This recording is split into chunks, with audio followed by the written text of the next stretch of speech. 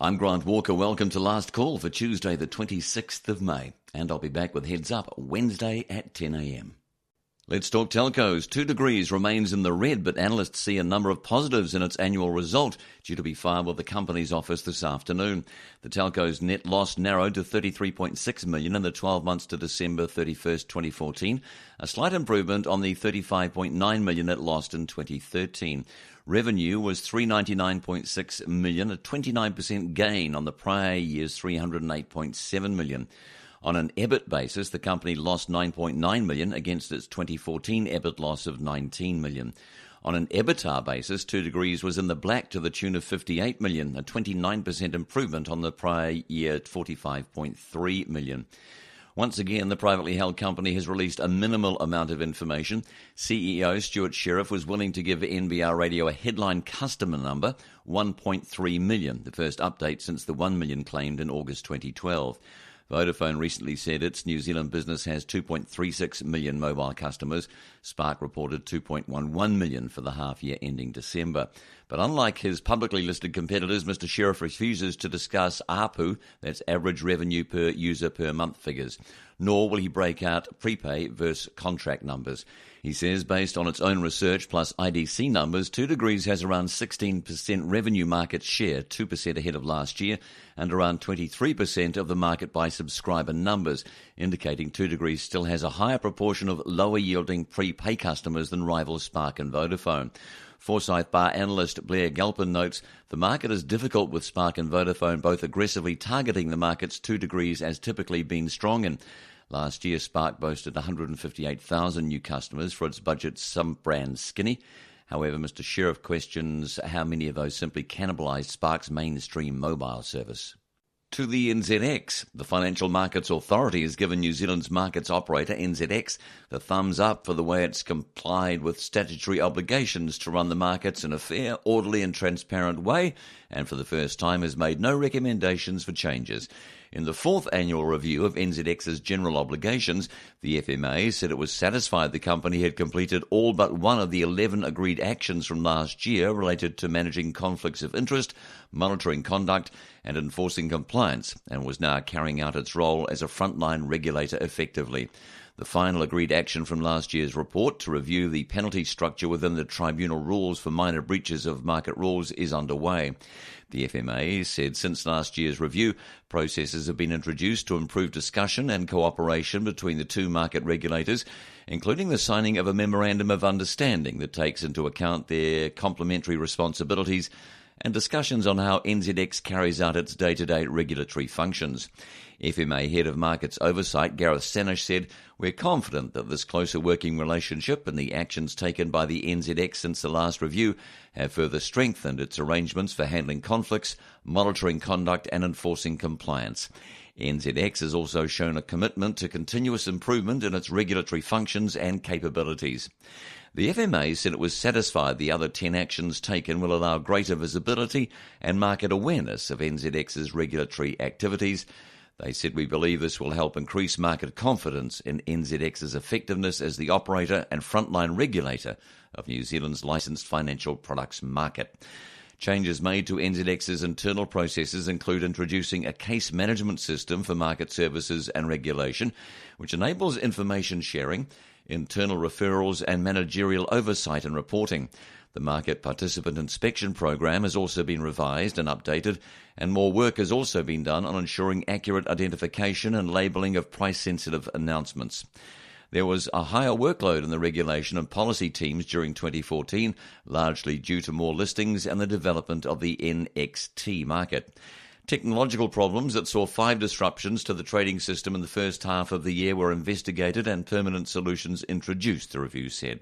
The annual review covers the 2014 calendar year and reporting on the NZSX, NZDX, AX, FSM markets, and the next will be completed under the Financial Markets Conduct Act, which came into force in December and will include the NZX's new NXT market. In business news, Chorus, the regulated telecommunications network operator, has called on the government to enact changes to the Resource Management Act to speed fibre rollout to multi-unit properties and those with shared driveways. Rollout to these properties usually takes 6 times longer than for standalone homes. The median time to complete a fibre installation in a simple property, such as a standalone house, representing 80 to 85% of builds, is 18 days. Chief Executive Mark Ratcliffe told a briefing in Wellington today.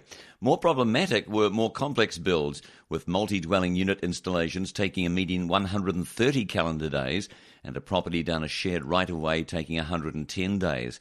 Mr Ratcliffe says the major delays caused in the consenting process came from Chorus having to find neighbours to confirm they didn't object to the build, or from ongoing disputes between neighbours or third parties. He says the best role the government can play is helping with the consenting stuff. That's the one thing the industry can't sort out on its own. We've got a pool of properties where consents have been refused, and the way those work at the moment, we don't get back to those for another 6 months. Otherwise, there's just more cost involved. The government has been planning changes to the Resource Management Act, saying it wants to strip out unnecessary added costs in building houses and speed up infrastructure construction. Changes to the law may be watered down after National lost the Northland by-election and the one-seat majority for the government it leads. Mr Ratcliffe said our understanding is that officials are considering options around improvements to the consenting regime there. There is universal industry support for both the issue and the solution, and we think it's reasonably politically not contentious to do that, but it requires a piece of legislation to improve that consenting. He said we're hopeful that will find a way through.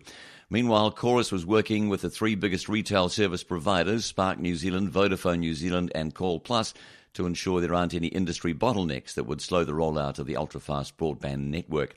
Mr Ratcliffe said we're going to take responsibility for bringing the industry together to create more consistent criteria for great customer experience end-to-end and get better definition of the respective roles of each of the parties within that process, because there is some ambiguity. Chorus has spent $50 million to upgrade a new ordering system which RSPs will be able to connect their own IT systems with to improve the sharing of information. Government figures this month showed UFB uptake to be about 13.8% across the country, with just over 85,500 end users connected to the network of the 618,000 able to use the fibre lines. Mr Ratcliffe today said the uptake had exceeded most people's expectations, with the recent introduction of Netflix's streaming video services helping underpin some of that growth. While there has been reports of congestion slowing down internet service on Chorus's copper network during peak usage times, Mr Ratcliffe said the fibre network was unaffected. NBR Radio. With Clooney Restaurant now offering Auckland's most exclusive private dining room. NBR Radio. NBR Radio, Tuesday the 26th. I'm John Stewart. And I'm joined in the studio by Sally Lindsay from our Auckland newsroom and Chris Hutching in Christchurch for Property Talk. Now, Chris, just beginning with you, this well-known property developer, others may have other descriptions of him, Tim Manning, has got himself into a little bit of trouble, I believe, down in Queenstown. Yes, well, it's probably one of the smallest little scrapes he's had, really. So, you know, in the scheme of things, it's not enormous, but he does have a habit of getting to these little problems.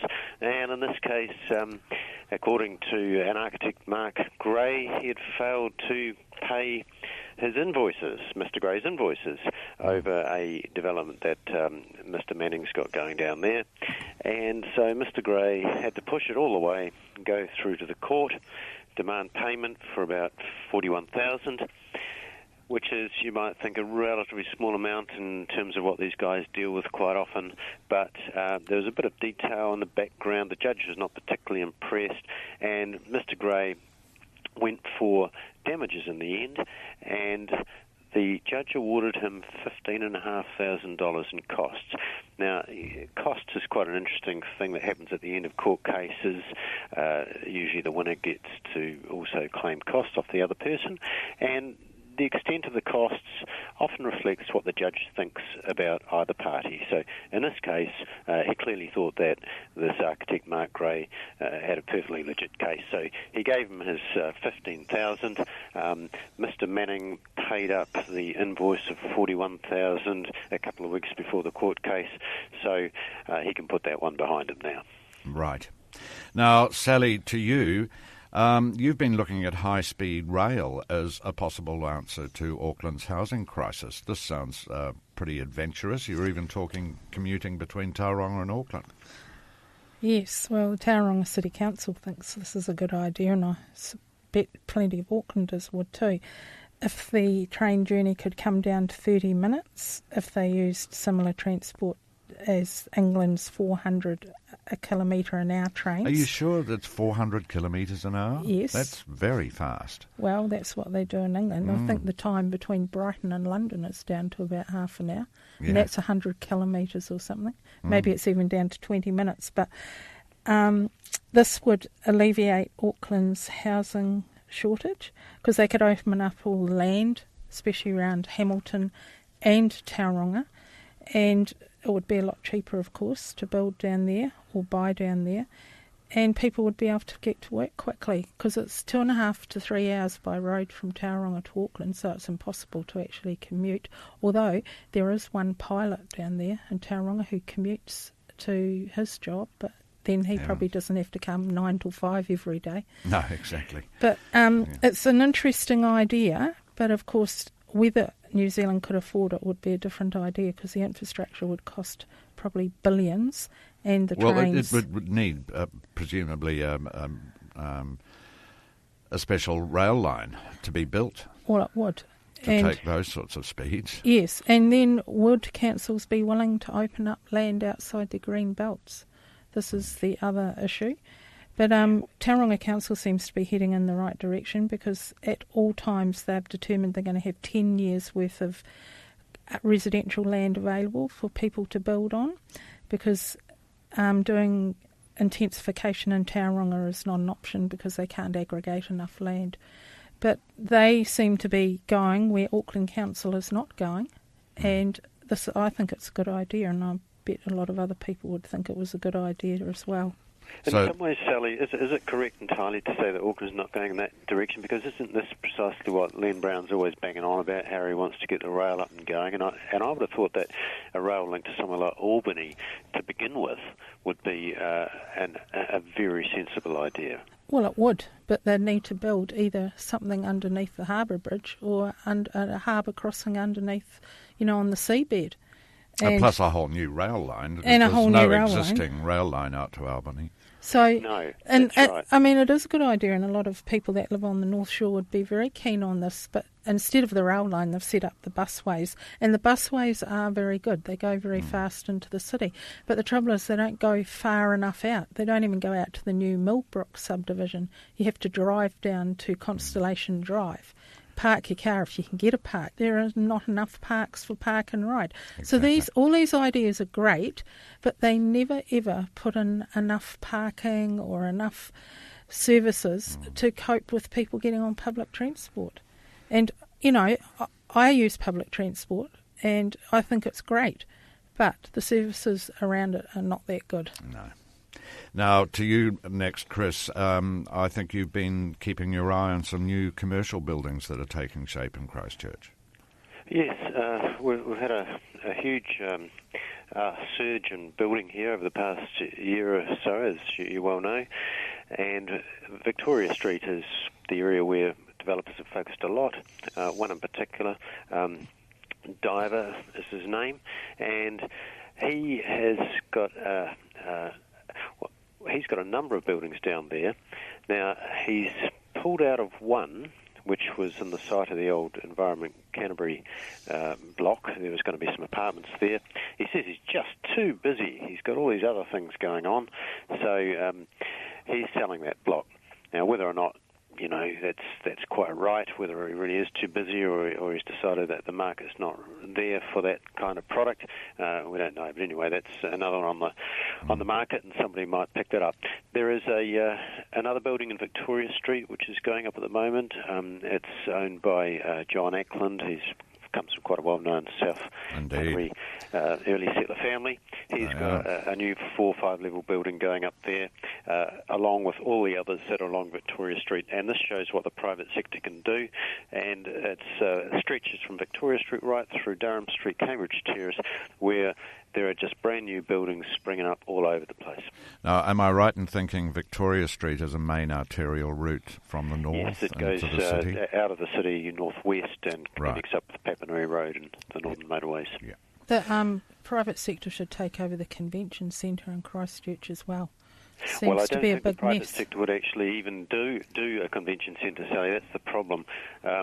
What will occur, I think, is that the government will tender out to the private sector, and the private sector will be invited to build the thing. But this is a government project. It's not a council project. It's a government project. It's part of their rebuild promise. Seems to be disappearing further and further across the horizon. We don't seem to have seen any progress on this at all. It's been delayed again. So where that's at, we just don't know. And there's not a lot of public opinion in favour of a convention centre for Christchurch anyway, is there? Well, no, because it's all been it's unresolved as to who's going to actually pay the costs of keeping the thing running, and that's really the big cost. In the end, the old one used to be subsidised to the tune of about $4 or $5 million a year or something like that.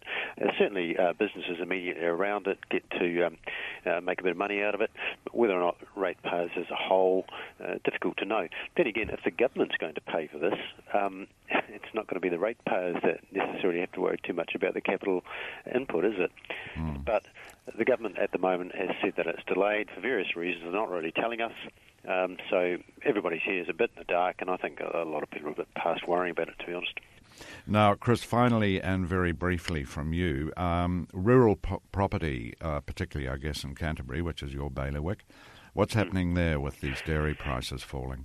Well, the marketers, that is, the agencies are very keen to say that the fall in dairy prices has not had any effect, and they give us all this evidence of recent sales where the prices of land have kept up, and that is the case to a degree. They have softened a wee bit when you look closely at the statistics, but it's kind of early days in a way, because the bad news about dairying has only sort of really started to sink in the last 6 months or so, which is relatively slow. Now talking about an industry-wide phenomenon in terms of coming down to the land prices. What has occurred is that there are fewer sales because secondary properties, this is agency speak, in other words, not the top performing properties, but the next one's down, they are not particularly popular. So while the agencies are trying to say that this has had no effect at all, well, it has actually. It started to affect the secondary quality units first. There are fewer dairy units overall on the market, and interestingly, the rural property that's doing the very best is either finishing farms or lifestyle blocks. Right, so interesting. I would expect that it's inevitable. You must have some deterioration in the strength of prices when you have the end product losing value in that way. But it may not show up for a while because, farming is a longer-term sort of enterprise. It is. Okay, we'll have to wrap up this week's Property Talk there, but thank you, Sally and Chris, for your contributions. You're listening to NBR Radio. Upgrade to My NBR Radio with a smartphone-only subscription to NBR Online today for free and receive unlimited access to NBR Online on your smartphone until August 31st. Visit www.nbr.co.nz/free. In business news, Netflix says it's fixed a problem that saw Australian and New Zealand customers charged multiple times in the same month. Social media lit up with complaints yesterday, with some people saying their credit cards had been billed 8 or 13 times. A spokesman for Netflix, Jai Tatani, told NBR Radio the problem has now been fixed and only affected a small percentage of New Zealand and Australian subscribers. The spokesman says while no extra money was withdrawn from users' accounts, it may take several days for the authorisations to drop from users' bank accounts. One user complained, "You took $194.87 out of my bank without my permission, the money that was there to feed them. Then I have to wait 7 to 10 days for my money back. Who is keeping the interest you're earning on my money? And then there is nothing I can do about it." But Mr. Tatani is sticking to the company's line that no extra money was actually taken out of accounts. He says authorisations are counted as holds at some banks. While the money is still there, the bank counts it as subject to withdrawal until the hold's clear. To the New Zealand dollar.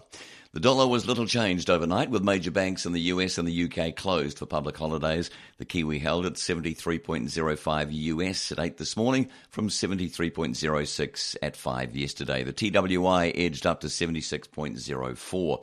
Currency markets were subdued overnight, with US markets closed for a Memorial Day holiday, while the UK market and much of Europe were closed for a bank holiday.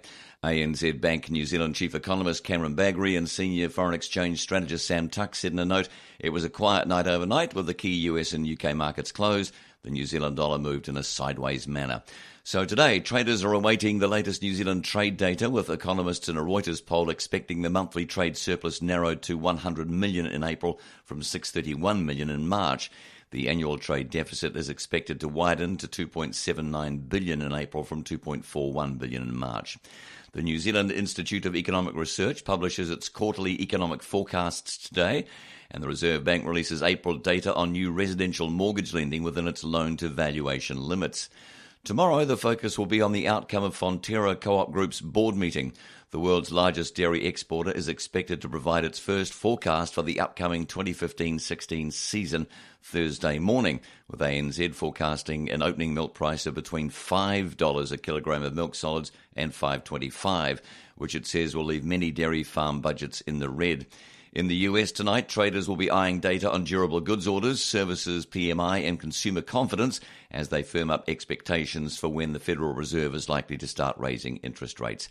The New Zealand dollar, little change, 93.33 Australian, 66.52 euro. It slipped to 88.76 yen and held at 47.21 British pence. To legal news, Britain's largest litigation funder will disclose its scale of fees and terms to claimants in a $100 million plus class action against plaster cladding manufacturers. Harbour Litigation has agreed in principle to fund a defective cladding class action for New Zealand homeowners with leaky buildings. Lawyer Adina Thorne, who's launching the class action, says she doesn't have a firm view on how much the class action will cost, but Harbour Litigation has indicated it will use a sliding scale of fees depending on how long court proceedings take. She says typically litigation funders take a 30 to 40% slice of any settlement. There will be full disclosure to claimants before litigation starts, so they know the costs and can decide whether to become part of the class action. Ms Thorne says it's quite difficult to get litigation funders in New Zealand because of its small size and lack of specific class action rules. Funders are also generally careful not to be seen to be controlling the case. She says it's taken a lot of work to get here, and although I had interest from other funders, it's preferable to go with a big company as it's well-resourced with expertise and money. Ms Thorne says there will be no out-of-pocket costs to people taking part in the class action. She says there's no guarantee, but Harbour Litigation has done a huge amount of due diligence. I now have the resources and expertise behind me to go ahead. If the class action is successful, claimants will get a settlement after costs, and the litigation funder's share has been deducted. More than 1,200 building owners from New Zealand, Australia and Britain have registered for the proposed class action. Ms Thorne says we've had an overwhelming response from leaky building owners across New Zealand. Many have lost everything, some have 100% mortgages or cannot increase their lending, and most can't afford to fix the problem. The next stage is to get people to answer a detailed questionnaire to evaluate claims, and depending on the outcome, some will be invited to join the claim. Ms Thorne says registrations for apartments or houses managed by a body corporate are difficult to consider. She says it's important the body corporate manager register the entire building. We don't want to be pushing people out. Harbour Litigation co-funded the failed Feltex shareholders' High Court case against the company's former directors and the promoters of the carpet maker's 2004 $250 million IPO. The shareholders alleged investors were misled in the IPO prospectus. The defendants were awarded costs of more than $5 million. The case is being appealed. NBR Radio with Hotel de Brett, partying since 1959. www.hoteldebrett.com. NBR Radio.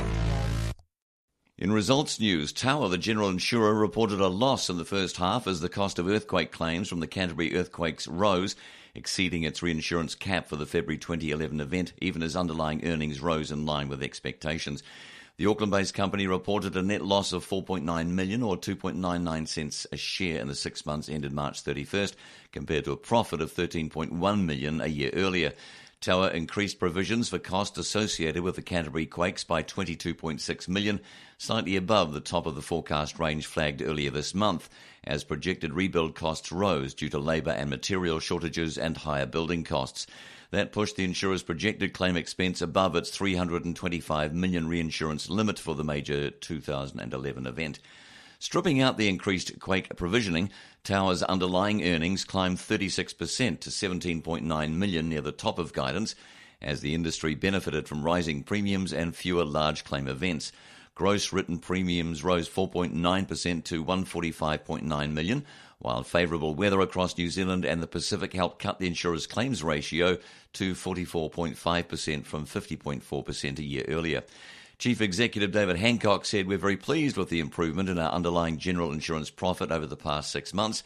We've been busy implementing our growth strategy, transforming our customer interactions to drive revenue and efficiency, building our digital capability to take us into new distribution channels, and increasing our very strong position in the Pacific Rim." The company signalled it would face higher claims expenses from the Canterbury rebuild earlier this month to reflect an industry-wide increase in costs and delays for repair and rebuild work, higher costs of complex multi-unit claims, and a clearer understanding of where claim costs fall between Tower and reinsurers. That increased cost was also captured in the Reserve Bank's recent financial stability report, which raised its estimate for industry claims to between 33 and 38 billion from a previous range of 32 to 37. The insurer settled 94% of all claims relating to the Canterbury rebuild as of April 30 and was carrying $51 million in capital above its minimum solvency requirements under the central bank's prudential regime. Chairman Michael Stainsney today confirmed plans to implement an on-market share buyback of up to $34 million or 10% of Tower stock, which he said will start shortly.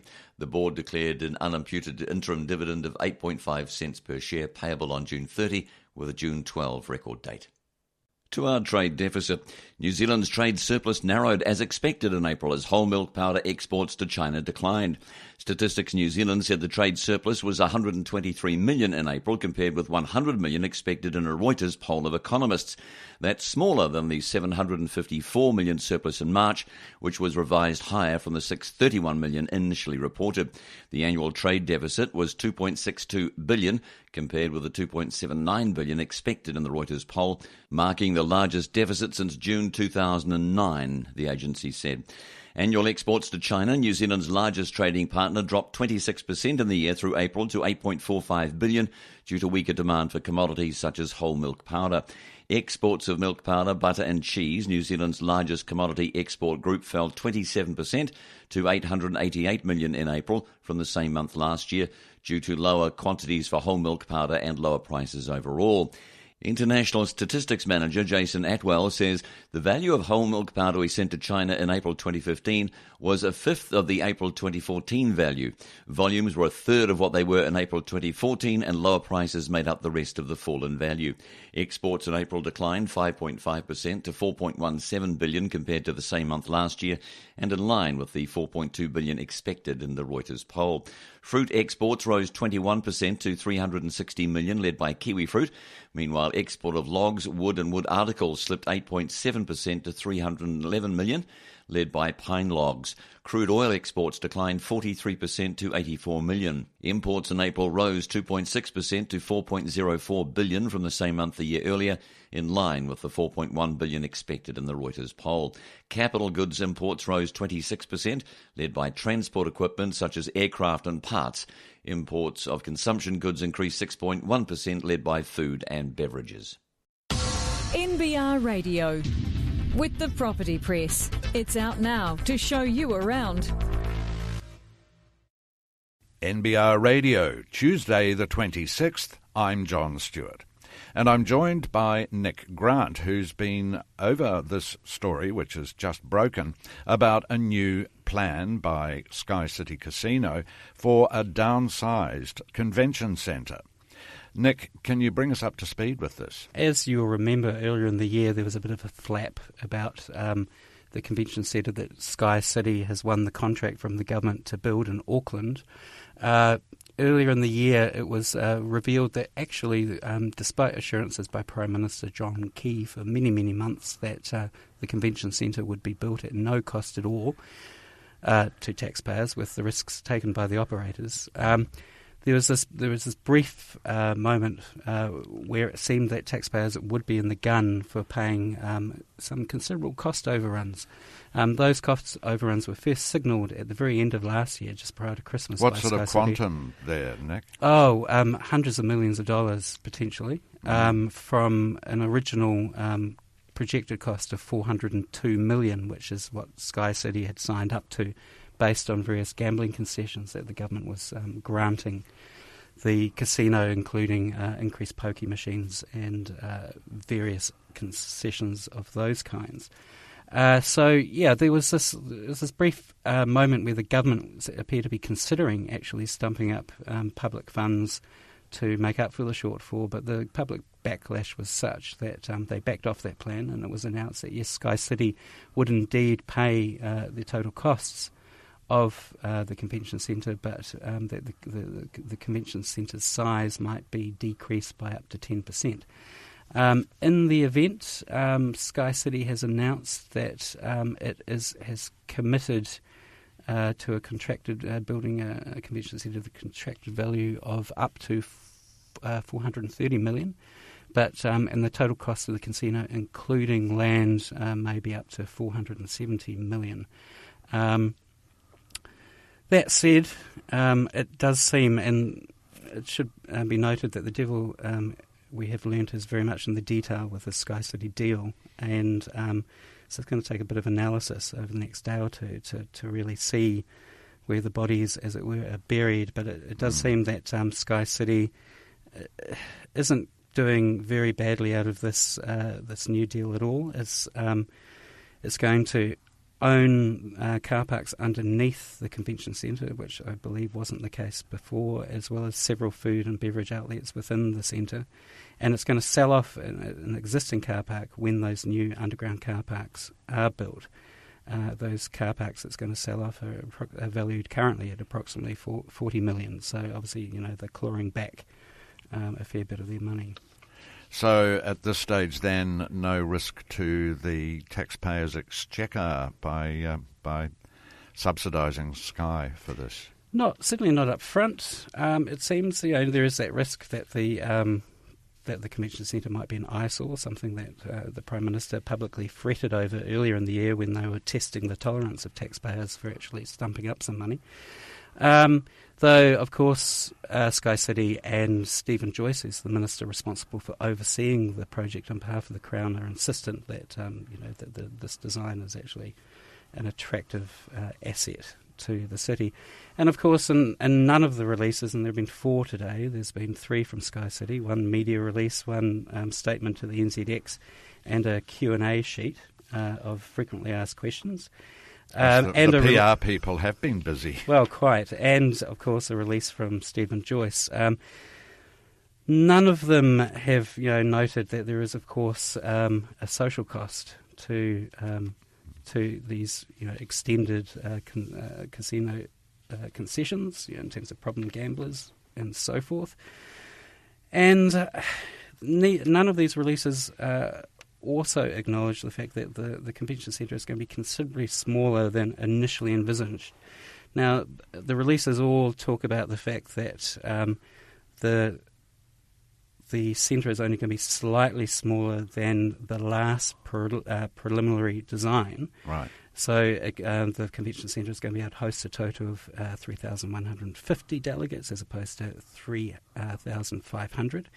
And with a capacity in plenary sessions of 2,850 instead of 3,000. But it's important to note that in the original application Sky City made to win this contract, they were talking about building convention centre capable of hosting conferences of 3,500 to 5,000 people. So, it's the amazing contracting convention centre, really, John. Yeah, indeed. Well, as you and I know, we were all at the Canon Media Awards on Friday night at the existing convention centre, and not a few of us thought, why do we need a new one? This seems pretty big. So is the question being asked around town, do we really need a new convention centre? Well, it's been a strongly held belief for well over a decade among many people in the Auckland business community, and of course, not surprisingly, the convention and event sector that Auckland and New Zealand in general needs convention centres capable of hosting bigger international conventions. The capacity of current convention centres, including the existing Sky City one, are well under even the downsized version of this new centre. So the question really, and I haven't seen any research backing this up, just quite a few bland assurances, that by reducing from the initially envisaged capacity of 5,000 conference goers to the current level, how much of the international market that's going to mean the centre isn't able to actually effectively pitch for. And indeed, of course, the convention attendees, for want of a better word, have to come an awfully long way to get here. So you wonder if the downsized centre might mean a few organisations drop off the end. Quite. One does get a disquieting sense that there's a certain amount of licking one's finger and sticking it up in the air as far as some of these the business case of this convention centre goes. Indeed. Nick, thanks very much for that. NBR. With a National Business Review smartphone subscription, you can read or listen to the latest from NBR online. And for a limited time, it's free. Join NBR's Intelligent Business Network today and get free smartphone access to NBR online until August 31st.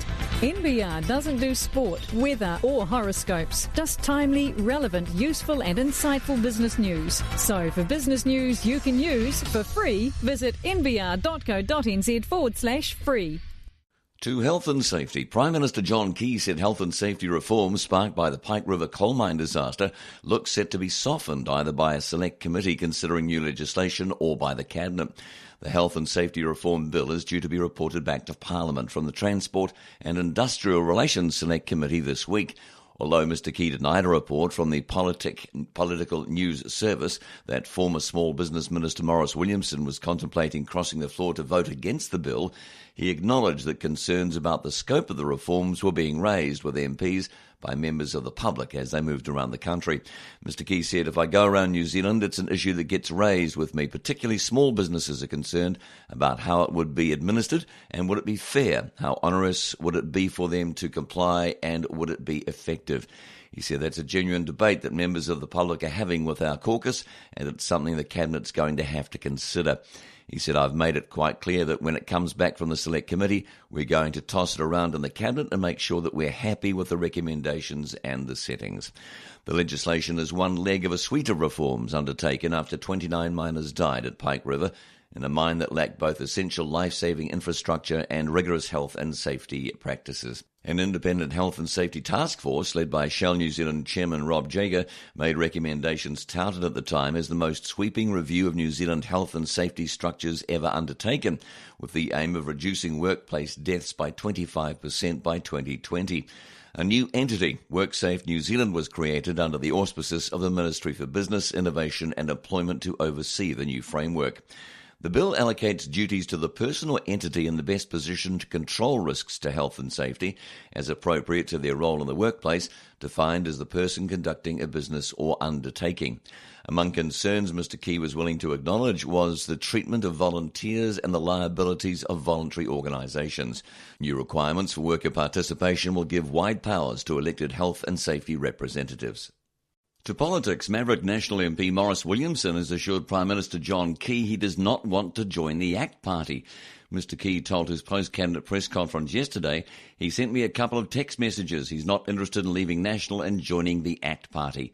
If he wanted to go to the ACT Party, he's had ample opportunity to do so. He's happy to be the National member for Pakuranga." The issue blew up after ACT Party leader David Seymour included a little nugget in his weekly newsletter to the effect that former leader Don Brash had approached National MP Maurice Williamson to defect to ACT. The item, a throwaway tidbit at the end of the newsletter, saw Mr Seymour almost knocked down in the media rush, and he told NBR Radio ruefully, "I wish I could get this sort of media interest in our tax policy." Mr Seymour says the approach from Dr Brash was to ACT Party President John Thompson about 10 days ago. He says, "John phoned me somewhat gobsmacked after meeting Don Brash in a cafe. I did my due diligence around the board and they were all unanimously against the idea." Mr Thompson has since tried to contact Mr Williamson, but Mr Williamson has not replied. Dr Brash would not comment on the issue when approached by NBR. Mr Williamson could not be contacted. The idea of the Pakuranga MP going to ACT is not a new one. Mr Williamson is one of the few remaining market liberals in the National Party caucus, and there were murmurs of an approach after he was booted to the backbenches last year after contacting the police who were investigating a constituent who also happened to be a large National Party donor. But it goes back further than that. 20 years ago, when ACT was still being set up, Mr Williamson was regarded as a likely defection from National, not just as an MP but also as party leader. Writer and then ACT Party insider Simon Carr recounted in his book The Dark Art of Politics that talks went on, but although the Pakuranga MP was keen, it was he who had made the approach. There was no follow-through, no run of speeches setting the scene for a break with National. So it seems this time around. Mr Seymour says there has been no further action since the discussions 10 days ago, and neither does he expect there to be. ACT President John Thompson says the party is not interested in recruiting existing MPs from anywhere. He says we've just released our Liberal Tribe prospectus and we're all about going forward. We don't want to be the resting home for politicians who come from other parties. That isn't what we are about. To liquidation news. The liquidator's first report shows interior design company Shears & Mac was forced into liquidation after major debtor disputes in Australia. As reported previously, liquidators McDonald Vague were appointed on May 14 to New Zealand's largest commercial interior fit-out company, whose clients include Fisher & Paykel, Louis Vuitton and Vodafone. The liquidator's initial report, released late yesterday afternoon, says the company failed as a result of delays in planned work, lack of working capital and material debtor disputes in Australia. At the date of liquidation, there were 19 registered New Zealand creditors owed more than $12 million. Australian creditors were owed about $4 million. ASB Bank is the first-ranking creditor and owed about $3.75 million, while second-ranking creditor is 90% shareholder Furnish Investments, owed about $5.3 million. The liquidators estimate there is $863,522 owing to former employees for wages, holiday pay and redundancy pay, of which $716,500 is preferential. Inland Revenue is owed about $170,000 and unsecured creditors are estimated to be owed $2.66 million. Liquidators say the amount paid out will depend on the creditor's ranking and how much can be recovered, with the total unpledged assets having a book value of $7.95 million. The company's Australian branch, Shears & Mac Australia, is also in liquidation. A preferential claim of 39,000 Australian is owed to former employees for holiday pay. The Australian business owes unsecured creditors $2.12 million Australian, although $1.7 million of that is a loan to its New Zealand parent. Shears & Mac was tipped into liquidation by its two shareholders, one of which is Furnish Investments, but ultimate ownership is unknown since all shares are held through a trust associated with law firm Claymore Partners. Liquidator Jared Booth would not confirm whether Shears & Mac's sole director Craig Wilson was also the ultimate beneficiary of that trust. Mr. Booth says the liquidation is still at an early stage and detailed disclosure may prejudice asset recoveries, including litigation. To politics, Maverick National MP Maurice Williamson has assured Prime Minister John Key he does not want to join the ACT Party. Mr. Key told his post-cabinet press conference yesterday, he sent me a couple of text messages. He's not interested in leaving National and joining the ACT Party. If he wanted to go to the ACT Party, he's had ample opportunity to do so. He's happy to be the National member for Pakuranga. The issue blew up after ACT Party leader David Seymour included a little nugget in his weekly newsletter to the effect that former leader Don Brash had approached National MP Maurice Williamson to defect to ACT. The item, a throwaway tidbit at the end of the newsletter, saw Mr. Seymour almost knocked down in the media rush, and he told NBR Radio ruefully, "I wish I could get this sort of media interest in our tax policy." Mr. Seymour says the approach from Dr. Brash was to ACT Party President John Thompson about 10 days ago. He says, "John phoned me somewhat gobsmacked after meeting Don Brash in a cafe. I did my due diligence around the board and they were all unanimously against the idea." Mr. Thompson has since tried to contact Mr. Williamson, but Mr. Williamson has not replied. Dr. Brash would not comment on the issue when approached by NBR. Mr. Williamson could not be contacted. The idea of the Pakuranga MP going to ACT is not a new one. Mr. Williamson is one of the few remaining market liberals in the National Party caucus, And there were murmurs of an approach after he was booted to the backbenches last year after contacting the police who were investigating a constituent who also happened to be a large National Party donor. But it goes back further than that. 20 years ago, when ACT was still being set up, Mr Williamson was regarded as a likely defection from National, not just as an MP but also as party leader.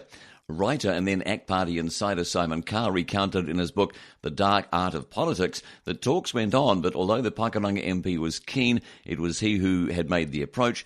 There was no follow-through, no run of speeches setting the scene for a break with National. So it seems this time around. Mr Seymour says there has been no further action since the discussions 10 days ago, and neither does he expect there to be. ACT President John Thompson says the party is not interested in recruiting existing MPs from anywhere.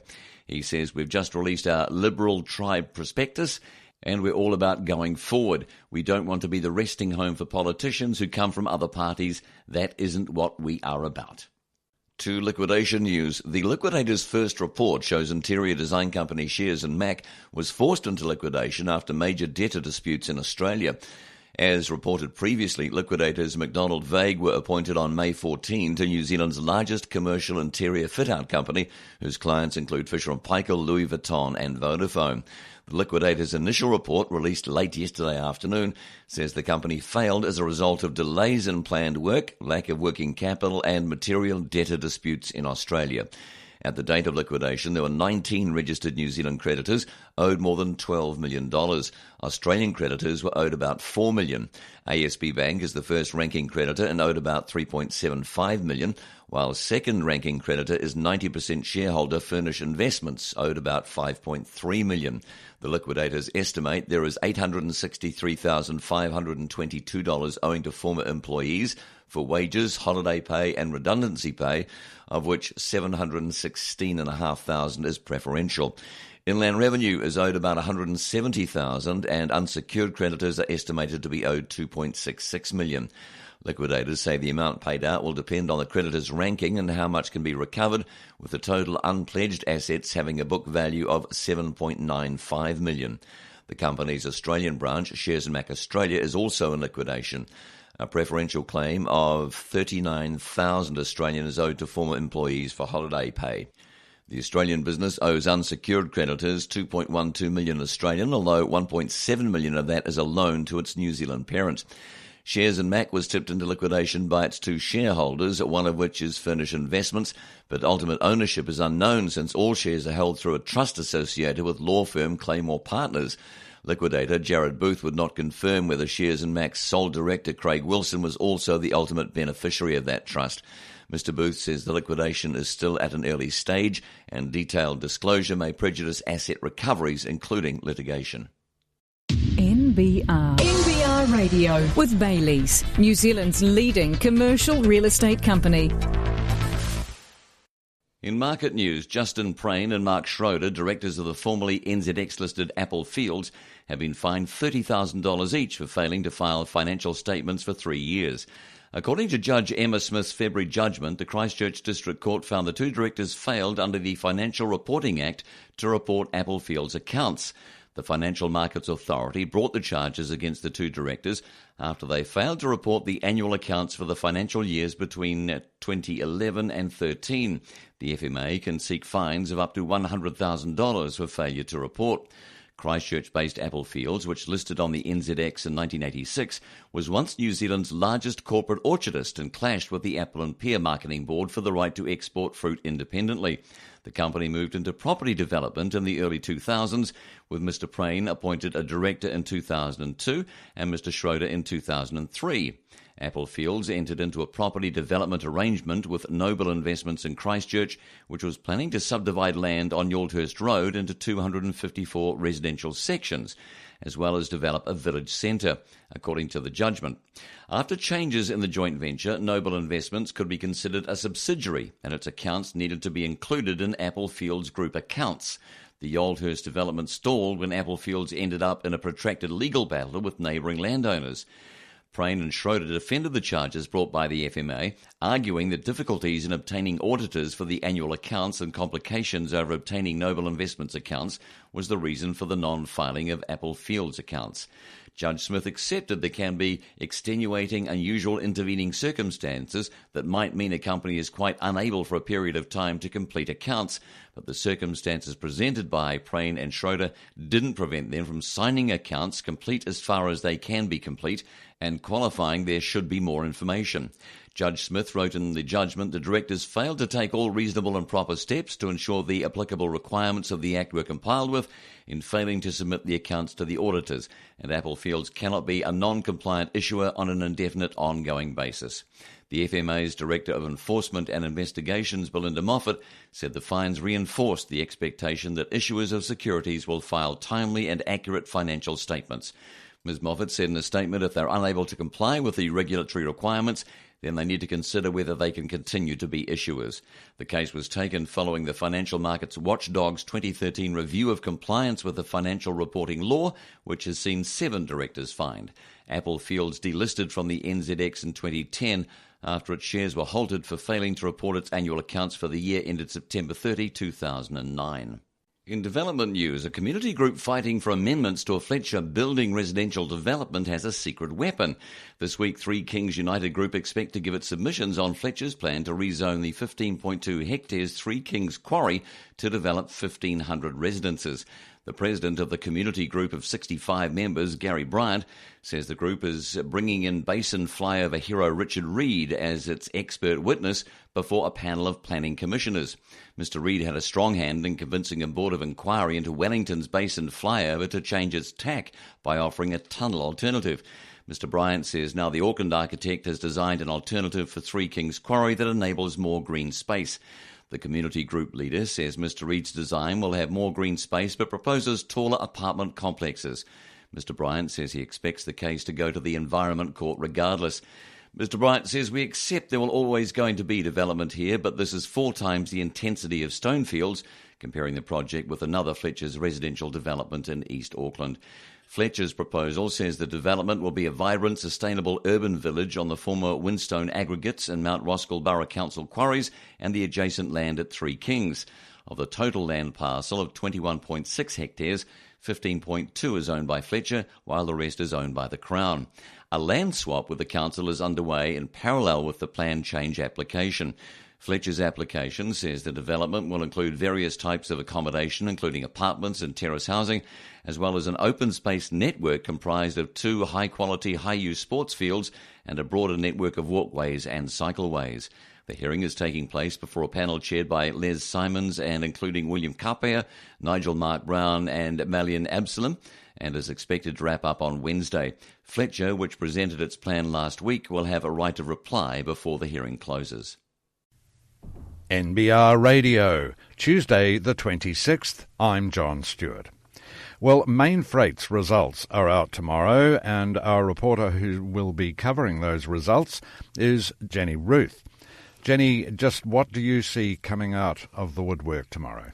Well, analysts expect that the company will be well within its the narrow range of forecasts that it issued mid-March.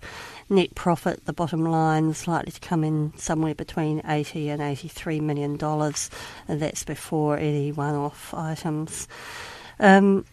The guidance was a bit disappointing to the market, and it signalled that there was probably quite a bit of weakness in the second half, probably in the US and in Australia, where, as we all know, the economy's been rather tough. The share price reacted quite strongly. It was well above $16 and it got down to just above $15 before starting to recover somewhat. One investor that took advantage of that weakness was Harbour Asset Management. They decided to top up their shares. The managing director of Harbour, Andrew Bascan, says that the Mainfreight story is more of a 100-year plan rather than any one result for a quarter or a half year, and that any time the share price weakens off, he sees that as a good opportunity to top up. He's not particularly worried about the reason why people were disappointed. The data out of the US lately has shown a bit of a slowdown, partly at least because of weather. And in Australia, even though the Australian market's been tough, he's expecting there will be some recovery in consumer sentiment and business sentiment. In the meantime, Mainfreight's been investing in the future. One reason why its US results will be lower than they might otherwise is because it's been investing in hubbing over there. And so Mr. Baskand is expecting a long-term payoff from that sort of investment. What are the analysts saying about whether it's a good time to buy Mainfreight? Andy Bowley from Forsyth Barr has an outperform recommendation on the stock. He says that the company is laying down a very good platform for long-term growth. He is expecting, as I said, a bit of weakness to show up in the March quarter, but he's also expecting some bullish commentary from the management team about the outlook for the current year. Okay, thanks very much for that, Jenny. NBR Radio. Free to air online. NBR, the meeting place of intelligent business. I'm Grant Walker with Last Call. Here's what's trending on NBR Online. 2 Degrees narrows its loss and updates customer numbers.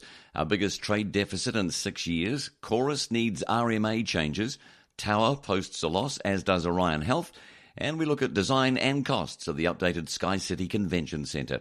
To find out more on our stories, log on to nbr.co.nz or stay tuned. Those stories coming up next on NBR Radio. In results, Orion Health, the healthcare system software developer, reported a $60.8 million loss for the year to March 31st, in line with its strategy to grow revenues before becoming profitable and beat its prospectus forecast for annualised revenue growth. The result was the first announced for the NZX since Orion's listing on the NZX in November 26 in a $125 million capital raising to assist the 22-year-old company to grow into global markets.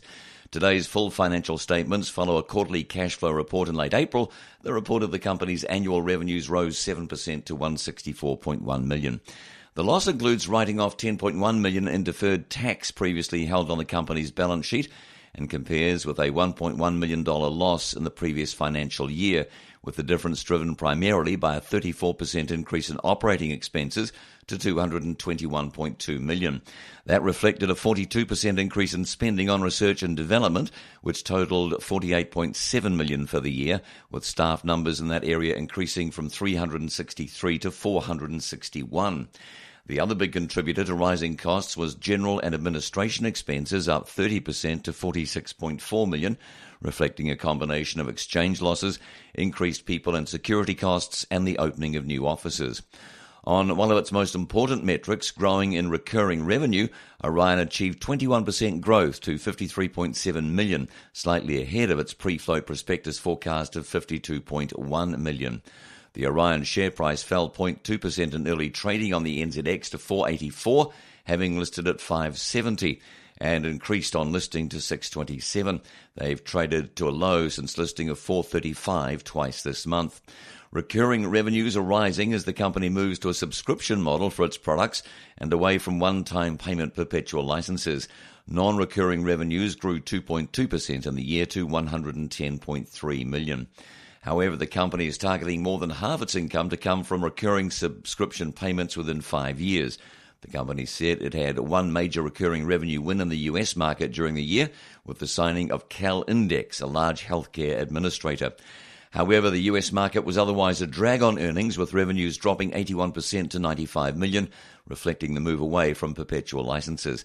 A 24% increase in recurring revenue to $24.1 million helped offset the fall, but the US health sector was also undergoing regulatory changes, which also affected the US result.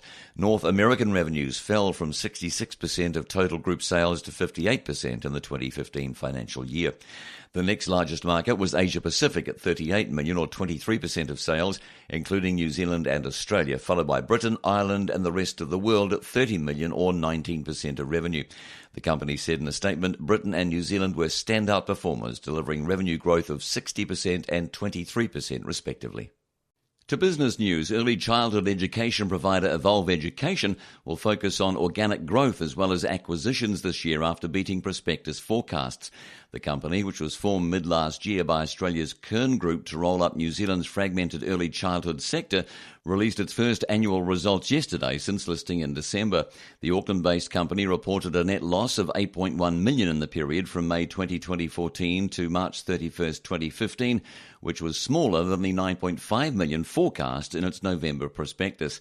Underlying earnings before interest, tax, depreciation and amortisation of $1.8 million were more than twice the $816,000 forecast, while revenue of $32.9 million was 14% above the forecast.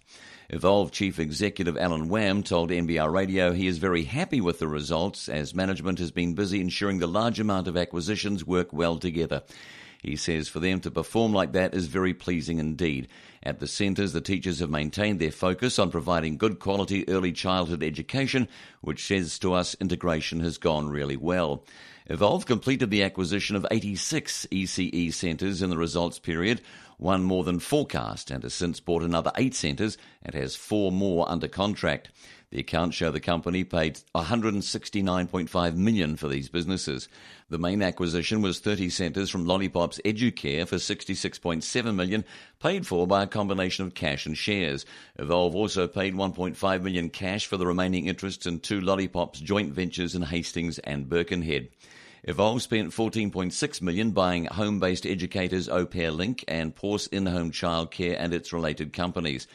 The group also acquired 56 centres from a number of separate sellers, including Wellington-based iKids and Christchurch-based Artemis Learning for $86.2 million in cash. Mr. Wham says while the company will expand through further acquisitions this year, it has enough headroom in its banking facility to pay for these. It also wants to focus on organic growth.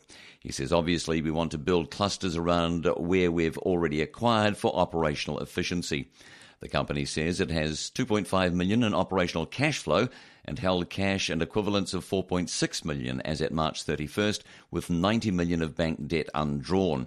Chairwoman Nora Barlow says the company is on track to meet guidance for 2016, which includes a forecasted profit of $16.6 million on sales of $136 million and an interim dividend payment of $4.6 million. Evolve shares have moved 3% yesterday to 103, just up from its IPO price of $1. NBR Radio, Tuesday the 26th. I'm John Stewart. New Zealand's largest commercial interior fit-out company, Shears and Mac, went into liquidation a little under a fortnight ago, and the first report from liquidators McDonald Vague came out late yesterday. That's Monday. The company looked like it had some fairly big clients. So I'm joined by Callida Smiley, who's been covering this story. What actually happened, Callida? They definitely had a number of large clients. Who were they? Well, it included Fisher & Paykel, Hallensteins, Glassons, Louis Vuitton, Icebreaker and Vodafone, places like the big department store Smith & Coe's. That's quite an impressive list. Yeah, and the liquidators say the shutdown was caused by some major debtor disputes in Australia, plus some delays in planned work and a lack of working capital. But the liquidators aren't really saying too much more than what's in the report. When I put some questions to the liquidator, Jared Booth, he told me that liquidation was still in an early stage and any more detailed disclosure might prejudice asset recoveries and there might be some litigation involved in the future. So who owns Shears and Mac? Well, that's a bit of a tricky one. I had a look through the company's office records and the liquidator's report says this as well. And there are 2 shareholders. One is Furnish Investments, who own 90%, and Claymore Trustees has 10%. And then I checked who owns Furnish Investments and its Claymore Trustees as well. And this looks like to be a trust associated with law firm Claymore Partners. So it's possible the liquidators don't know who the ultimate beneficiary of the trust is either yet, but hopefully more details will come out as the liquidation progresses. Yeah, all sounds a little murky at this stage, so we'll watch this space. So you've found that there's one particular aspect of this thing which you think is interesting. Yes, just something about the directorship. I mean, Shares and Mac was tipped into liquidation by its shareholders, and we know that's owned by one trust. And Shares and Mac has one director, and he's called Craig Wilson, and he's also the director of Furnish Investments. And there were also 3 more directors, and they all quit in the last month. So will the creditors be paid? It's too early to tell yet, and it's likely many of the creditors haven't made a claim yet. But so far the liquidators think there's about $12 million owed to New Zealand creditors and employees, and $4 million owed to Australian creditors and employees. And the company's website, before it got taken down, said there were 110 full-time employees. Thanks very much for that, Calida. Join NBR's Intelligent Business Network today. www.nbr.co.nz/subscribe. NBR. To the new housing tax, the new Brightline test to catch speculators and traders selling residential property within 2 years is unlikely to raise as much tax as the government predicts. The government is ploughing $62 million into compliance and enforcement over the next 5 years, expecting to gather, it says, about $420 million additional tax. It's more likely the Brightline test will catch most of the speculators and investors in Auckland. Property research specialist CoreLogic says its figures show 15% of Auckland's 31,000 residential sales last year had been held for less than 2 years, compared to 9.7% of the 86,000 homes sold nationwide during the same time. In Auckland, almost a third of house sales are held for less than 5 years. Nick Goodall, CoreLogic's senior research analyst, says further investigation of the figures shows when breaking the hold period into yearly buckets, Auckland peaks at less than a year, while for the rest of the country, it's most likely properties are sold within 7 to 8 years. He says some of the properties will be the seller's main home, so not liable for the tax, and we estimate this to account for about 60% of sales. So 40% of 8,400 sales nationwide gives a total of 3,400 properties up for the tax. Mr. Goodall says capital gain for those properties shifted in less than 2 years is $230 million. Taxed at an average rate of 30% is almost $70 million per year.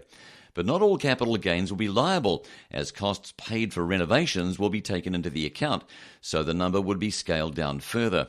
Century 21 National Manager Jeff Barnett says the analysis confirms residential property speculation is much more pronounced in Auckland, and that government's Brightline test will have the most impact where it's needed most. In that regard, it's well-targeted public policy, he says. Whether it actually slows anything down in Auckland is yet to be seen. To the latest political poll, during May, support for National was up 8.5% to 54% as positive news on the budget was progressively released. The poll, taken May 4 to 17, missed Budget Day, but took in a period that saw key policies released, such as new rules around foreign and domestic property investors and ACC cuts, and key developments such as Finance Minister Bill English confirming his government would miss surplus. The National-led government has its highest level of support since October 2011 and a large lead over a Labour-Greens alliance, with their support at 42%, down 7.5%, according to the latest Roy Morgan poll. If an election were held now, National would win easily and be able to govern in their own right. Looking at National's governing partners, support for the Māori Party dropped 1%, while support is unchanged for both ACT New Zealand on 1% and United Future 0%. The main opposition parties all took a hit. Labour's support is now at 25.5%, down 2%. Greens 10.5%, that's down 3%. New Zealand First 6%, down 2.5%.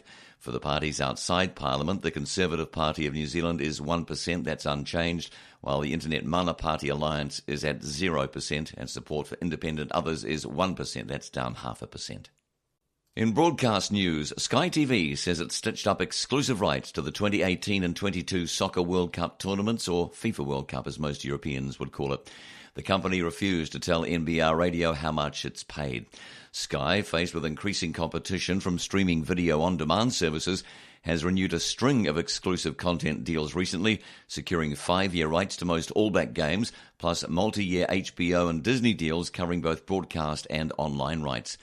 Not too much should be read into the deals. It's business as usual, First New Zealand capital analyst Ari Decker told NBR.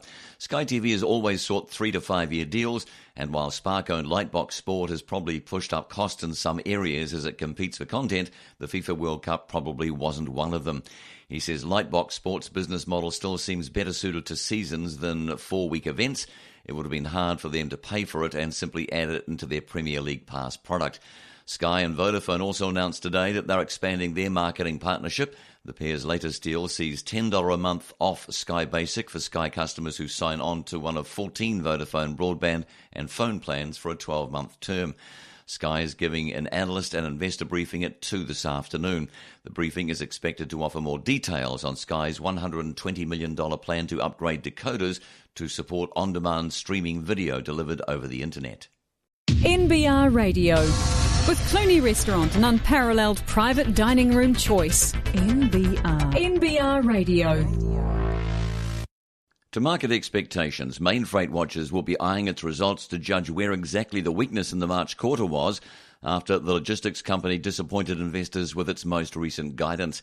The market will also be looking to see if management's outlook remains as positive for the current year. The company told investors in mid-March to expect an annual net profit excluding abnormals between 80 to 83 million.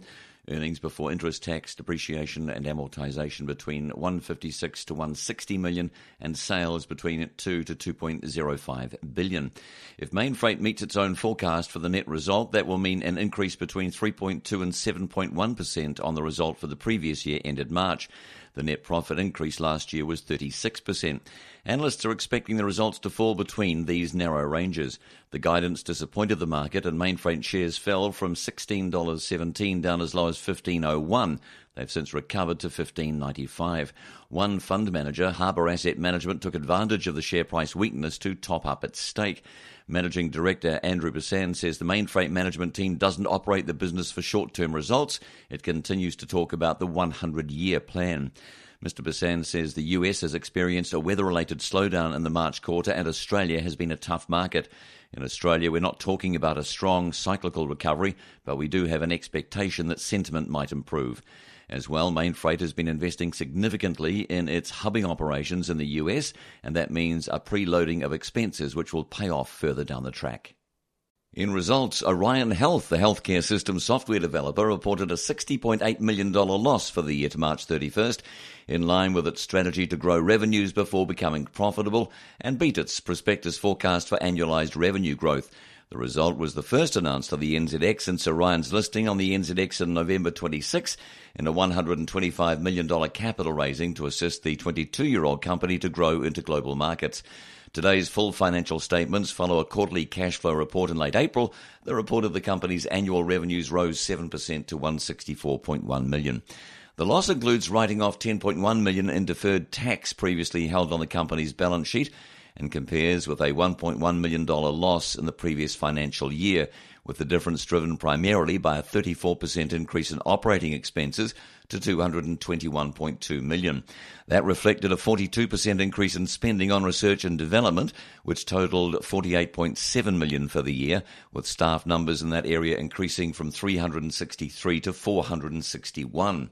The other big contributor to rising costs was general and administration expenses, up 30% to $46.4 million, reflecting a combination of exchange losses, increased people and security costs, and the opening of new offices. On one of its most important metrics, growing in recurring revenue, Orion achieved 21% growth to $53.7 million, slightly ahead of its pre-float prospectus forecast of $52.1 million. The Orion share price fell 0.2% in early trading on the NZX to $4.84, having listed at $5.70, and increased on listing to $6.27. They've traded to a low since listing of $4.35 twice this month. Recurring revenues are rising as the company moves to a subscription model for its products and away from one-time payment perpetual licenses. Non-recurring revenues grew 2.2% in the year to $110.3 million. However, the company is targeting more than half its income to come from recurring subscription payments within 5 years. The company said it had one major recurring revenue win in the US market during the year with the signing of CalIndex, a large healthcare administrator. However, the US market was otherwise a drag on earnings, with revenues dropping 81% to $95 million, reflecting the move away from perpetual licenses. A 24% increase in recurring revenue to $24.1 million helped offset the fall, but the US health sector was also undergoing regulatory changes, which also affected the US result. North American revenues fell from 66% of total group sales to 58% in the 2015 financial year. The next largest market was Asia Pacific at $38 million, or 23% of sales, including New Zealand and Australia, followed by Britain, Ireland and the rest of the world at $30 million, or 19% of revenue. The company said in a statement, Britain and New Zealand were standout performers, delivering revenue growth of 60% and 23% respectively. To the telly, a Korean TV content provider has gone into voluntary liquidation after a trade partner allegedly damaged its status in the Korean community. Hi TV, which broadcasts Korean and Japanese content via the Freeview digital television platform as well as the internet site WorldNet TV, was put into liquidation last week, with Fisher & White Associates appointed as liquidators. Liquidator Tamina Cunningham-Adams told NBR Radio the company failed to establish sufficient advertising revenue because, according to its owners, it lost goodwill in the Korean community. The first liquidator's report says the two shareholders, Tony Kim and Diane Lee, also known as Hai Won Lee, alleged that a trading partner adversely affected Hi TV's stature in the community. The company aired foreign television content from MBC, Yonhap News, MBN and Arirang TV. Hi TV's channels on the WorldNet TV site are now defunct. Documents say Hi TV has assets of $12,000. Unsecured creditors include shareholder advances of $15,000 and WorldNet TV for an unknown amount. The report says the company's main asset is a potential legal claim against a third party. Ms. Cunningham-Adams will not say who the trade partner is, but she says Hi TV's sole director, Diane Lee, is confident she has a claim for damages. Ms. Cunningham-Adams says it's too early in her investigation to categorically say what Ms. Lee's claim against the trade partner consists of. She says there's a few heads to the serpent, but among other things it appears to involve a dispute over Hi TV's licensing rights. She says she's still investigating to see if Hi TV's rights were exclusive or not. Ms. Cunningham-Adams says, it stinks, but I don't really know what it stinks of until I look at it. The liquidator describes the company as a start-up, but not quite, because it was only established in 2013 and was not turning over large sums. It's not known how long the liquidation will take, but Ms. Cunningham-Adams says it's urgent because the Korean community needs good content. On March 30, Ms. Lee was appointed as the sole director of Hi TV, and Mr. Kim was removed. Later, Ms. Lee was assigned 10% of the company's shares on May 13, while Mr. Kim retained 90%.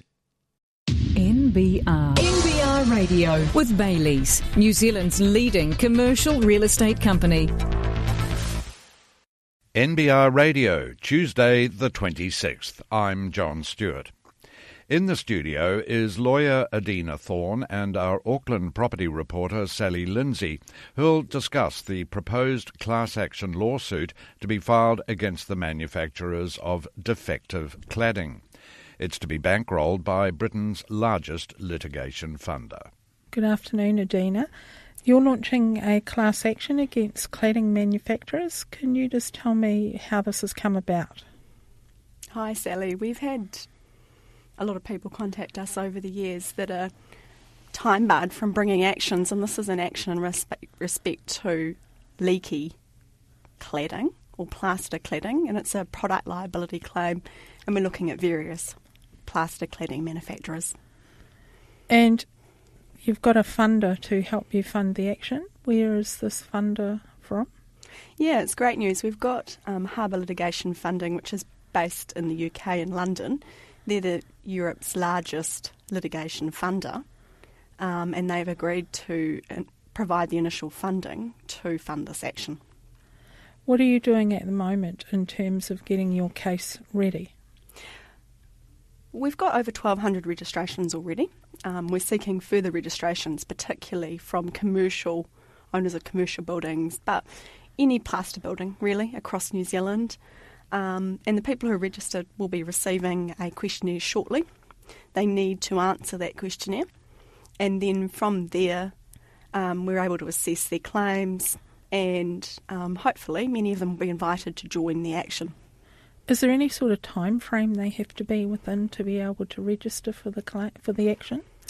Anyone can register, but we're looking at whether their claim could be time barred on the 6-year limitation period, which is, Sally, you've got 6 years from when you discover, as they say at law, or reasonably discover, to bring an action. So you can't have reasonably discovered more than 6 years ago, and so some of the questions that we're asking are aimed at that.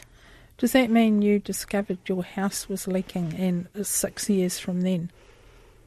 Yeah, 6 years from when you discovered that the building was a leaky building. That's right. And are there any other bars to people taking action? What say they live in an apartment? Yeah, if you live in an apartment and the body corporate of that apartment hasn't registered, it's quite difficult for us. We'd love to have you in the action, but it's quite difficult to work out. So we say you really need to go back to your body corporate and get the body corporate to register the whole building. Have there been many body corporates registering? Yeah, there's been quite a large number of body corporates actually, not just in Auckland. Wellington, Christchurch, some in Tauranga register. Largest is probably 17 million for one building. And so, yeah, there's quite a few body corporates that have taken the step to register. And so that whole building will be part of the claim. Now, I noticed that you've got people registering from the UK and Australia. Is that because they own houses here? Yeah, they're probably investors. So there's quite a few that have registered from London and Australia, and I presume they own investment properties in New Zealand. How many properties do you think have been affected by this leaky building action? Tens of thousands, if not hundreds of thousands. I don't have a particular number, but I think this action potentially could be very large. I mean, you can be outside 10 years. You can have sued. We'll look at those. You could have taken the FAP. We'll look at that. You must have plaster cladding. But, you know, it is a door and it's a funded action, which is fantastic. Why do you think nobody else in New Zealand has done this? That's a good question. I think it's product liability. It's quite different. It's pretty unusual to get a major international funder to fund an action, in my experience, in New Zealand. And you've got to have a whole lot of dots in a line, really.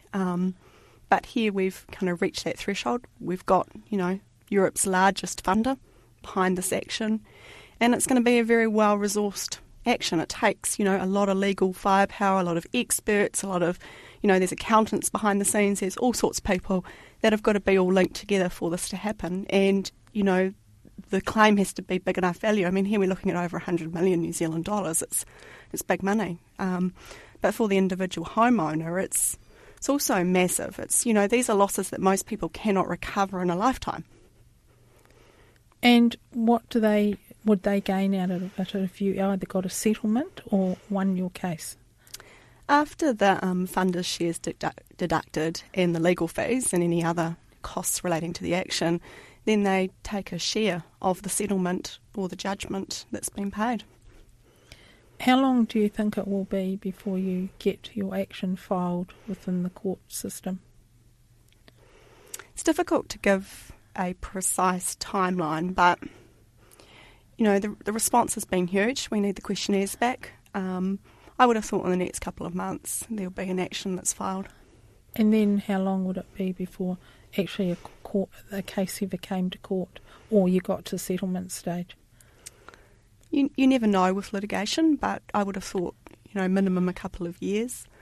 But obviously we'll be progressing this as quickly as we can, and people who are already registered get regular updates through the Good Cladding website, and they will continue to. And is the funder sort of confident, or how do they feel about this? Well, I would have thought you'd have to say yes to that. I mean, litigation funders get inundated with requests to fund, as you can imagine, Sally. And, you know, there's a small number of cases that are funded by litigation funders, and we've been through a huge amount of hoops. There's a huge amount of legal expertise, experts. There's a huge amount of work that's gone on behind the scenes already. So you'd have to say that they would think this action had, a good prospect of success. Otherwise, they wouldn't invest such a huge investment in action like this.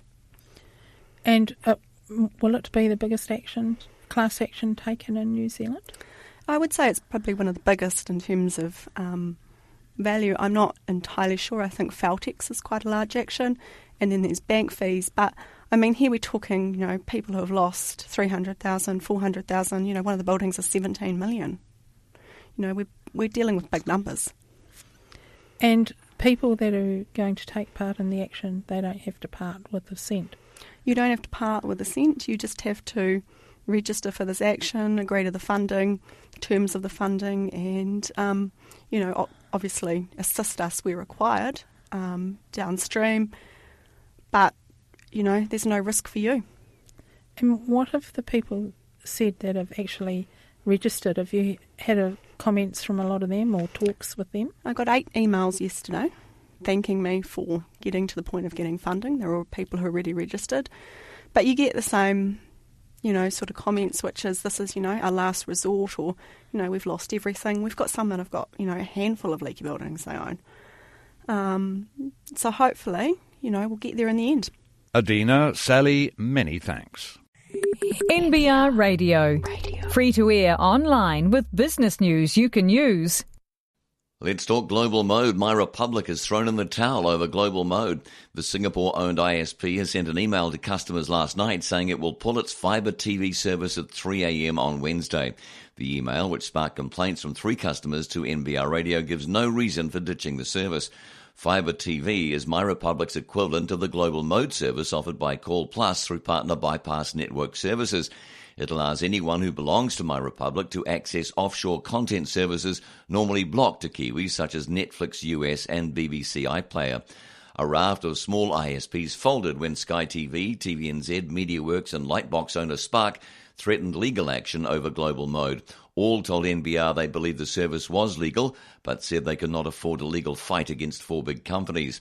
Call Plus, owner of Slingshot, Orcon and Flip, Bypass and MyRepublic ignored an ultimatum from Sky to abandon global mode, with MyRepublic New Zealand boss Vaughan Baker emerging as one of the fiercest critics of the Big Four's legal move. He told NBR the service remains, we don't respond to threats. For more on this, go to nbr.co.nz. In business news, Mad Group has plans to launch its Habitual Fix brand in the US after drafting plans with a US master franchisee. The food company, which also owns the Mad Mex burrito chain, is currently attempting to raise a minimum of $750,000 with a cap of $1.5 million, a 13% stake on equity crowdfunding website Snowball Effect. It signed a memorandum of understanding with an undisclosed US partner. The company expects a franchise agreement to be signed by the beginning of August. The deal will be for an initial term of 10 years with a 10-year right of renewal. It expects the first Habitual Fix store in the US to open in Los Angeles in the first half of 2016, with a minimum of 30 stores opening in the initial 10-year term. Chairman and Managing Director James Tucker told NBR Radio he can't divulge the percentage of royalties that the US partner will deliver. However, he expects the deal to add more than $400,000 in earnings before interest and tax in 2016, over $6 million in franchise royalties over the initial term, and then more than $1 million a year for the following 10 years if the right of renewal is exercised. Asked if there are plans for Mad Group to eventually handle the US business, Mr. Tucker said, we've allowed for that if we want to be hands-on. Mr. Tucker says the deal is the first tangible evidence we can point to of the strong inquiry level Habitual Fix has received from interested country master franchisees. He says the founder and chief executive of the US partner is particularly entrepreneurial and has a number of years of experience working for McDonald's in many countries, including in the US. Mr. Tucker says there is growing consumer awareness in the US about what people are eating, and the fast food giants are battling headwinds. Habitual Fix is well positioned to take advantage of this changing trend and turn Americans into food junkies, not junk foodies. Details of the US memorandum for a Habitual Fix are not factored into the memorandum for the capital raising. At press time, the company had raised 29% of its minimum with 21 days remaining. The group made a $347,000 net loss after tax on revenue of $2.88 million in 2014, but expects to become profitable by the end of June this year, predicting $112,000 net profit on revenue of $5.38 million. In 2018, it expects to make $1.86 million net profit on revenue of $17.96 million. The company says it produces about 20,000 meals a week and values itself at $9.8 million, which will increase to $11.3 million if the maximum funding target is reached. In market news, New Zealand Oil and Gas has sold its 15% stake in Pan Pacific Petroleum into a takeover offer from one of its own directors at 5 cents a share, despite the offer being tagged as unfair in an independent report. The block of about 88 million shares was transferred on market on Monday.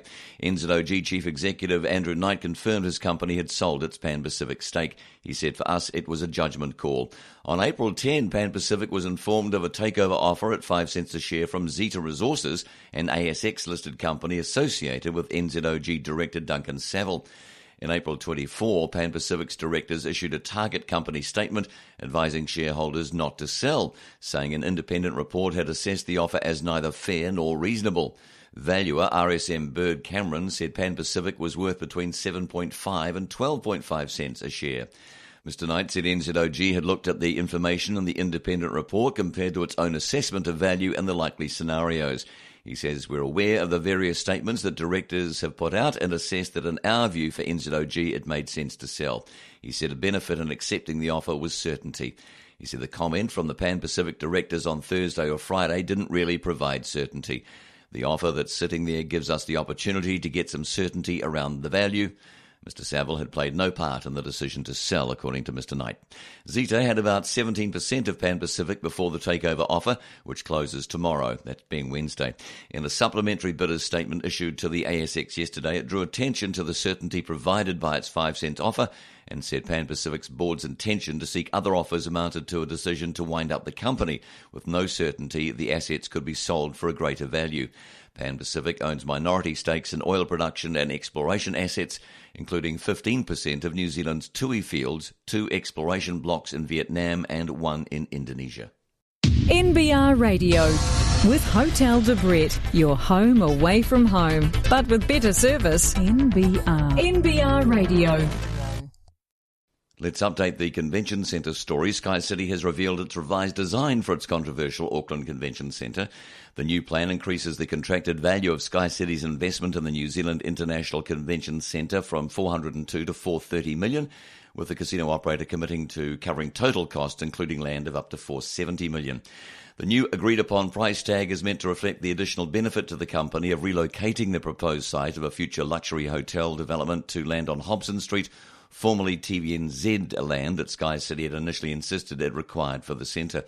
In a supplied Q&A document, Sky City notes the increased cost is also due to an unexpected increase in construction costs and the fact the company will now own several food and beverage outlets within the NZICC, as well as the car parks underneath. In a statement to NZX, Sky City says it will sell its Federal Street car park, currently valued at approximately $40 million, when the new underground car parks are completed. Both Sky City and Stephen Joyce, the minister responsible for overseeing the project on behalf of the Crown, are at pains to emphasise the new NZICC design will not be the eyesore Mr Key earlier fretted a lower cost approach might result in. This design is just as impressive as the last one. Some say better, the casino operator insists, while in a statement Mr Joyce says the amended design will be very similar in appearance to the previous design and will, when built, be a major new amenity for the city. However, the centre will be smaller than originally envisaged. The casino operator says it hopes to begin construction by the end of this year. That is, however, contingent on Sky City receiving non-notified consent from Auckland Council for the convention centre. If the consent is subject to public submissions, it's been estimated the process will delay the project by a further 18 months. In employment news, industrial automation firm Scott Technology has laid off 13 workers, telling them the company wanted to rely on more temps to fill orders, according to the union representing staff. The Dunedin-based firm last week told workers their positions were now redundant, according to a statement from the Engineering, Printing and Manufacturing Union. The move comes after Scott Technology acquired 3 businesses over an 18-month period and flagged it will need to raise new capital to reduce borrowings. Last October, Scott Technology said its manufacturing businesses were coming under pressure from the strong New Zealand dollar, which eroded export earnings. Ross Heslop, EPMU organiser for the Scott Technology Workers, said, "We've asked the company to hold off redundancies until they know if they'll be successful in several contracts they're bidding on, but they've refused. They've indicated they want to move away from the employee model and begin relying more on temp workers to fill orders." The company wasn't immediately available for comment. In December, the industrial automation firm bought Australian Business Machinery Automation and Robotics for 13 million Australian via bank debt, after buying Melbourne-based Applied Sorting Technologies for 1.3 million and Ohio-based RoboWorks for up to $7.7 million US in cash and shares, as it looks to expand its presence in Australia and the US. Last month, Scott Technology posted a 40% gain in first-half profit to 1.1 million, as sales rose 16% to 29.3 million from the recent acquisitions. Shares of Scott Technology were unchanged at 137. NBR. Need to hire? Try our online recruitment platform, www.nbrtalent.co.nz.